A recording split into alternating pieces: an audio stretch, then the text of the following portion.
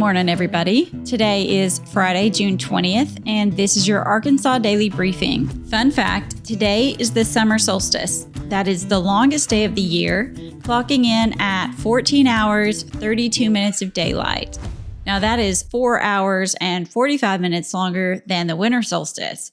All right, enough random facts. On to the news. I first want to update you on that sanctuary city complaint out of Fayetteville. As reported yesterday, State Representative Kendon Underwood from Cave Springs sent a letter to the Attorney General asking for an opinion regarding Fayetteville's sanctuary city status. Now, he did this because the state has a law that basically keeps cities with sanctuary policies from receiving discretionary money from state-administered grants or other funds. So basically, you have sanctuary policies, you don't get the money. So this all comes back to an incident that happened on Tuesday when the Arkansas Highway Patrol requested help from the Fayetteville Police Department. During a traffic stop, a suspect took off running on foot and they needed help. The Fayetteville police officer arrived on the scene and found that ICE was there. That prompted Fayetteville Mayor Molly Ron to release a statement saying, quote, "The city of Fayetteville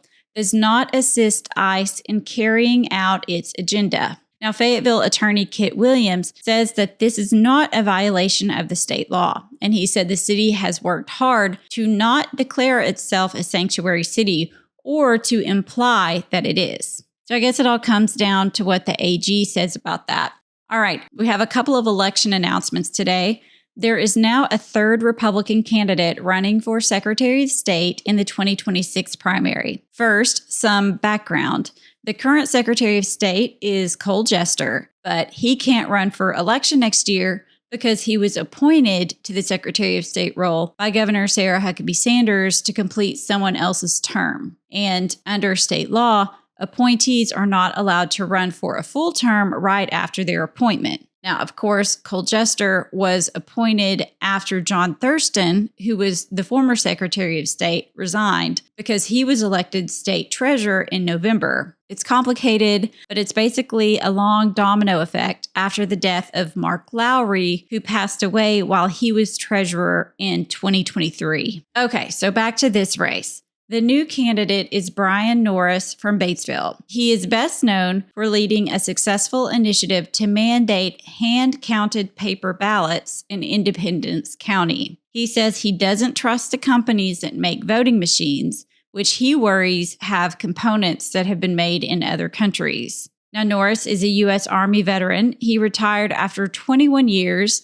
And when he retired, he was a first sergeant. He says he wants to streamline the election process, and he also wants to move the Arkansas Military Veterans Hall of Fame to a more prominent location at the state capitol. Norris joins two other Republicans who have already announced in that primary race, which will be next March.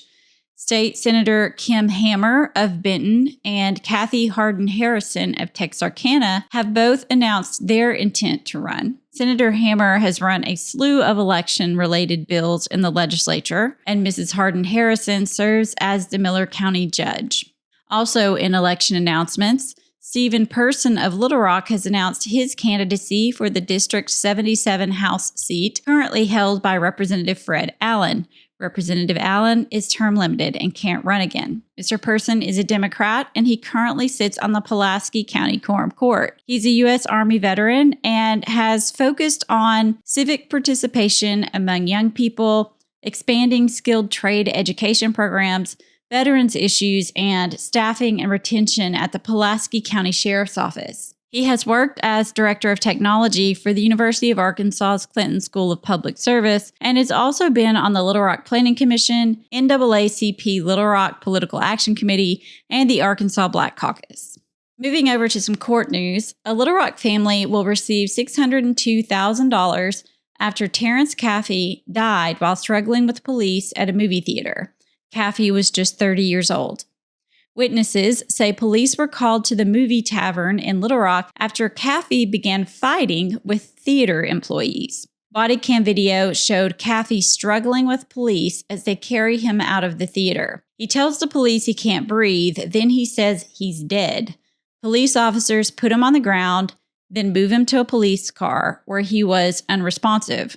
When police realized he was unconscious, they gave him chest compressions before he was pronounced dead. Now, the Pulaski County prosecuting attorney did not file any charges in the incident, citing a medical examiner's opinion that Cathy actually died of, and I'm going to quote, a sickle cell trait-related crisis during exertion, struggle, and restraint. He said the complications would not have been clear to officers on the scene. Now, Mr. Cathy's family sued the county, police officers personally, and the city in federal court, seeking $6 million. The case was set for trial in February 2026, but the family went ahead and settled, with Little Rock paying $250,000, much of which will come from the Arkansas Municipal League. The Association of Counties will pay $350,000 on behalf of Pulaski County, and the state will pay $2,000 for the state police. That is a total pay to the family of $602,000. All right, that about wraps us up, but if you're looking for something to do this summer solstice weekend, there is a lot going on. There's the Rock the Country Music Festival in Little Rock